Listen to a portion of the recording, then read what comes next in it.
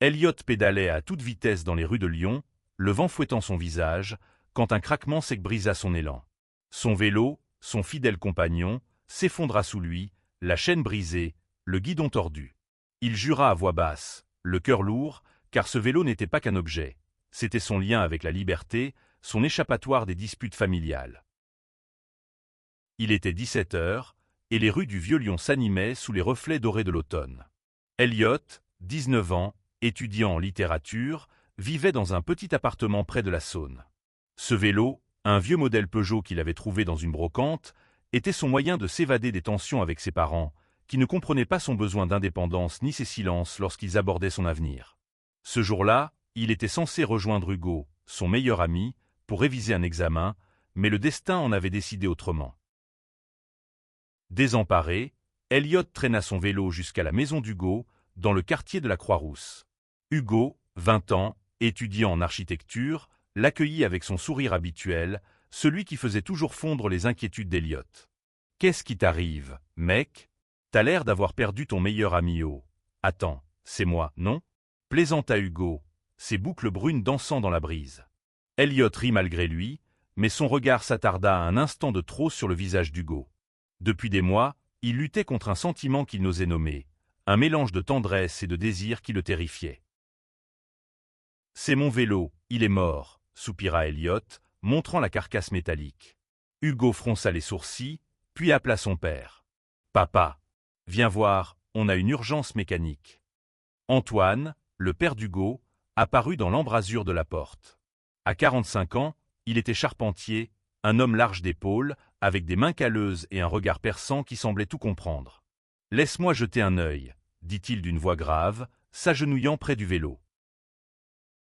Antoine travailla en silence, ses gestes précis. Elliot l'observait, fasciné par la façon dont il manipulait les outils, comme si chaque mouvement racontait une histoire. « Ça va prendre du temps, mais on va le remettre sur roue, » déclara Antoine, un léger sourire aux lèvres. Elliot hocha la tête, reconnaissant, mais une étrange tension s'installa. Les yeux d'Antoine s'attardèrent sur lui, un regard qui semblait chercher quelque chose au-delà des mots. Ce soir-là, tandis qu'Hugo préparait du café dans la cuisine, Antoine et Elliot restèrent seuls dans le garage. « Tu tiens beaucoup à ce vélo, pas vrai ?» demanda Antoine, brisant le silence. Elliot acquiesça, expliquant comment il l'utilisait pour explorer la ville, pour fuir les disputes avec ses parents. Antoine écouta, hochant la tête, puis dit quelque chose qui fit vaciller le monde d'Elliot. « Moi aussi, j'ai eu 19 ans. Et je sais ce que c'est de cacher qui on est. » Elliot sentit son cœur s'arrêter. Était-ce une coïncidence, ou Antoine avait-il deviné ce qu'il ressentait pour Hugo? Il balbutia une réponse vague, mais Antoine posa une main sur son épaule, un geste à la fois ferme et doux. « Tu n'as pas à avoir peur, Elliot. Pas ici. » Ces mots, simples mais lourds, restèrent suspendus dans l'air comme une promesse. Le lendemain, Elliot revint chez Hugo. Le vélo était presque réparé, mais quelque chose avait changé. Antoine semblait plus attentif, posant des questions sur ses études, ses rêves. Hugo, lui, remarqua à peine, trop occupé à plaisanter. Pourtant, Elliot sentait une connexion étrange avec Antoine, comme s'ils partageaient un secret tacite. Ce n'était pas de l'amour, pas encore, mais une compréhension profonde, une reconnaissance mutuelle. Les jours suivants, Elliot trouva des excuses pour revenir. Antoine l'accueillait toujours avec ce même regard, à la fois protecteur et énigmatique. Hugo, inconscient de la tension, continuait d'être le rayon de soleil d'Elliot, mais ce dernier était déchiré. Ses sentiments pour Hugo grandissaient, mais la présence d'Antoine compliquait tout. Un soir, alors qu'il travaillait tard sur le vélo, Antoine lui confia « J'ai aimé un homme, autrefois. Mais j'ai choisi une autre vie. » Ces mots bouleversèrent Elliot. Antoine n'était pas seulement le père d'Hugo. Il était un miroir de ce qu'Elliot pourrait devenir s'il continuait à cacher qui il était. La réparation du vélo devint une métaphore de la quête d'Elliot pour comprendre son identité. Chaque vis resserrée, chaque chaîne remise en place, semblait refléter ses propres efforts pour assembler les morceaux de son cœur. Mais un soir, tout bascula. Alors qu'Hugo était sorti chercher des pièces, Antoine et Elliot se retrouvèrent seuls. Dans un moment de vulnérabilité, Antoine murmura « Tu mérites d'être libre, Elliot. Ne fais pas les mêmes erreurs que moi. » Puis, sans prévenir, il l'embrassa. Ce baiser, bref mais intense, laissa Elliot sans voix. Il recula, le cœur battant, partagé entre la peur et une étrange chaleur. Antoine s'excusa immédiatement, son visage marqué par la honte. « Je n'aurais pas dû oublier ça, s'il te plaît. » Mais Elliot ne pouvait pas oublier. Il quitta la maison en courant, son vélo à peine réparé traînant derrière lui. Les jours suivants furent un tourbillon d'émotions pour Elliot. Il évita la maison d'Hugo, prétextant des devoirs ou des migraines. Mais chaque nuit, le souvenir du baiser d'Antoine revenait, brûlant, troublant. Il ne savait pas ce qu'il ressentait, de la colère, de la confusion ou quelque chose de plus dangereux. Hugo, inquiet, lui envoya des messages. « T'es où ? T'es bizarre en ce moment. » Elliot ne répondit pas, terrifié à l'idée que son ami puisse deviner. Lyon semblait différente désormais. Les ruelles qu'il parcourait à vélo, autrefois synonymes de liberté, étaient maintenant hantées par ses pensées. Il repensait à Antoine, à ses mots sur la liberté, à son regard chargé de regrets. Et puis, il y avait Hugo. Hugo, avec son rire facile et ses rêves d'architecte, qui ignorait tout des tempêtes intérieures d'Elliot. Comment pouvait-il lui avouer qu'il l'aimait, alors que le baiser d'Antoine compliquait tout? Un après-midi pluvieux, Elliot céda et retourna chez Hugo. Antoine n'était pas là, à son grand soulagement. Hugo l'accueillit avec un mélange de joie et de frustration. « T'es un fantôme ou quoi? Raconte, qu'est-ce qui va pas ?» Elliot esquiva, prétendant que ses parents lui mettaient la pression. Mais Hugo n'était pas dupe. Il s'assit à côté de lui, si près qu'Elliot sentit son cœur s'emballer. « T'es mon meilleur ami, Elliot. Tu peux tout me dire. » Ces mots faillirent briser Elliot. Il voulait tout avouer, son amour pour Hugo, le baiser d'Antoine, sa peur de ne pas être accepté. Mais il se tut, incapable de franchir le pas. À la place, ils parlèrent de tout et de rien, comme avant. Pourtant, une distance s'était creusée, invisible mais palpable. Quand Antoine rentra, l'atmosphère changea. Il salua Elliot avec une politesse distante, évitant son regard. Elliot, lui, ne savait pas comment agir. Une partie de lui voulait confronter Antoine, exiger des explications. Une autre voulait fuir. Mais il resta, hypnotisé par la dynamique étrange entre trois. Ce soir-là, Hugo proposa de regarder un film. Ils s'installèrent dans le salon, mais l'air était chargé de tension. Antoine s'excusa et monta à l'étage, laissant Elliot et Hugo seuls. Pendant le film, leurs mains se frôlèrent sur le canapé. Elliot sentit une chaleur monter en lui, mais il se retint. Hugo, inconscient, riait aux éclats à une scène comique. Ce moment, si simple, rappela à Elliot pourquoi il était tombé amoureux de lui. Mais la réalité revint comme une gifle. Antoine redescendit pour prendre un verre d'eau, et son regard croisa celui d'Elliot. Il y avait du remords, mais aussi autre chose, une douleur ancienne, un désir refoulé. Elliot comprit alors qu'Antoine n'était pas seulement un homme qui avait fait une erreur. Il était un homme qui avait aimé, perdu, et choisi de se cacher derrière une vie qu'il n'avait pas vraiment voulu. Les semaines passèrent, et Elliot se retrouva à jongler entre ses sentiments pour Hugo et la confusion laissée par Antoine. Il décida de prendre ses distances, mais Lyon était une ville trop petite pour échapper à ses émotions.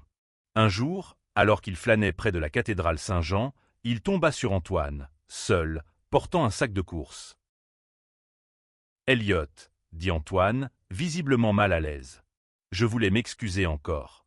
Ce que j'ai fait était inexcusable. » Elliot, partagé entre colère et curiosité, accepta de marcher avec lui. Antoine lui raconta son passé. À 20 ans, il avait aimé un homme, un musicien nommé Julien. Mais la pression familiale et la peur du rejet l'avaient poussé à rompre et à épouser la mère d'Hugo. « J'ai construit une vie, mais parfois, je me demande qui je serais aujourd'hui si j'avais été courageux, » confia-t-il. Ces mots touchèrent Elliot profondément. Il voyait en Antoine un avertissement, mais aussi une lueur d'espoir. S'il continuait à cacher ses sentiments pour Hugo, deviendrait-il comme Antoine, plein de regrets?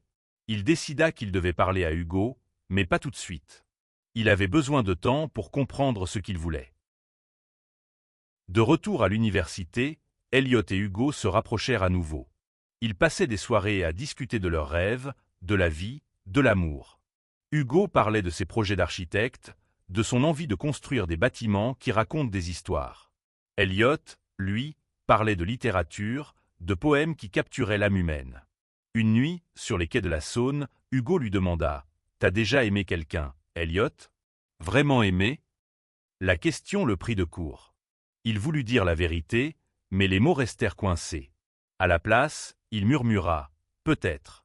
Mais c'est compliqué. » Hugo le regarda, ses yeux brillants sous les réverbères. « L'amour, c'est toujours compliqué. Mais ça vaut le coup, non ?» Elliot sourit, le cœur serré. Le lendemain, un événement bouleversa tout. Hugo annonça qu'il partait pour un stage d'architecture à Paris pendant un mois. « Ça va être génial, mais tu vas me manquer, » dit-il en riant. Elliot sentit une panique monter en lui. Un mois sans Hugo? Il ne pouvait pas attendre. Il devait lui dire la vérité avant son départ. Elliot passa les jours suivants à rassembler son courage. Il écrivait des brouillons de ce qu'il voulait dire à Hugo, mais chaque version semblait insuffisante. Il repensait à Antoine, à son histoire, à son baiser. Il savait qu'il ne pouvait pas laisser la peur dicter sa vie. Un soir, il invita Hugo à une balade sur les pentes de la Croix-Rousse. L'air était frais, les rues illuminées par les lumières des cafés. Ils s'assirent sur un banc, face à la ville scintillante. « Hugo, il faut que je te dise quelque chose, » commença Elliot, la voix tremblante. Hugo le regarda, intrigué. « Quoi? T'as l'air grave. » Elliot prit une profonde inspiration. « Je t'aime. Pas juste comme un ami. Je t'aime depuis longtemps. » Le silence qui suivit fut assourdissant. Hugo cligna des yeux, visiblement choqué. Puis, à la surprise d'Elliot, il sourit. « T'es sérieux ?» demanda-t-il doucement. Elliot hocha la tête, terrifié. Hugo se rapprocha. « Je ne sais pas quoi dire. Je t'aime aussi, Elliot, mais pas comme ça. Pas encore. » Ces mots brisèrent le cœur d'Elliot, mais il y avait une douceur dans la voix d'Hugo qui laissait une porte ouverte. « Je ne veux pas te perdre, » ajouta Hugo. « On peut en parler, non ?» Ils parlèrent jusqu'à minuit, partageant leurs peurs, leurs doutes. Hugo avoua qu'il n'avait jamais envisagé une relation avec un homme, mais qu'il tenait trop à Elliot pour le rejeter. « Donne-moi du temps, » dit-il. Elliot acquiesça, un mélange d'espoir et de douleur dans la poitrine.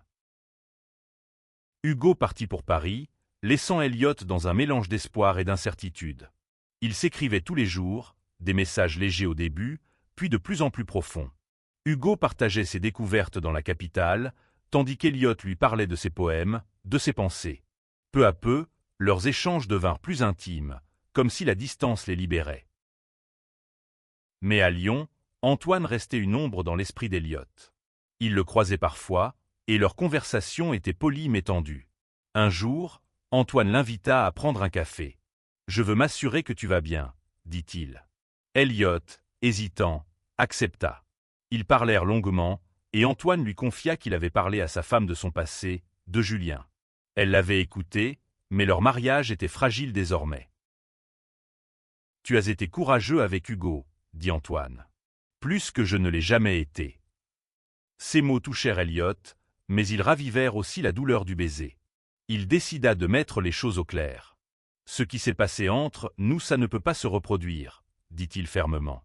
Antoine hocha la tête, les yeux pleins de regret. « Je sais. J'essaie juste de réparer mes erreurs. » Elliot rentra chez lui, le cœur plus léger. Il savait qu'il devait se concentrer sur Hugo, sur leur avenir, quel qu'il soit. Les messages d'Hugo devenaient de plus en plus tendres, et Elliot commença à croire qu'il y avait une chance. Le retour d'Hugo à Lyon fut un moment chargé d'émotions. Elliot l'attendit à la gare, le cœur battant.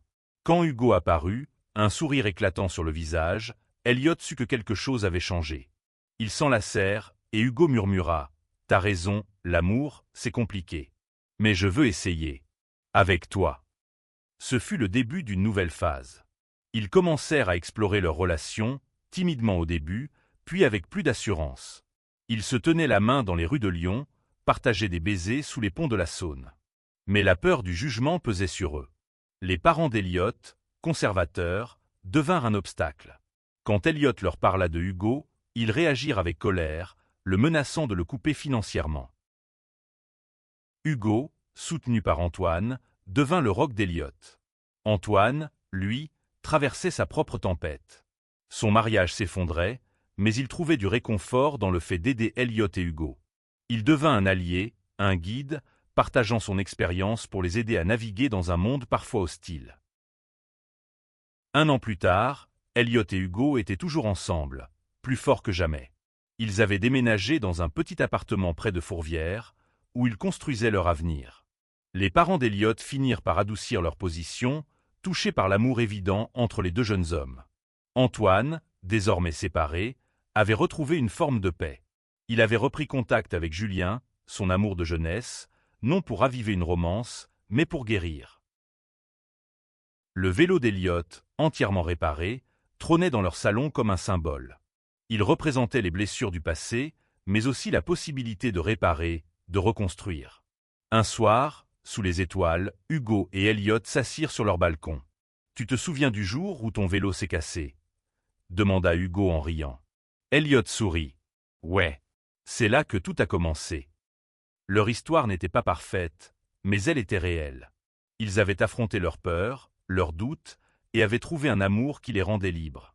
Antoine, en les aidant à réparer ce vélo, avait aussi, sans le savoir, réparé une partie de lui-même. Et dans les rues de Lyon, sous les feuilles d'automne, ils continuaient d'écrire leur histoire, un tour de pédale à la fois.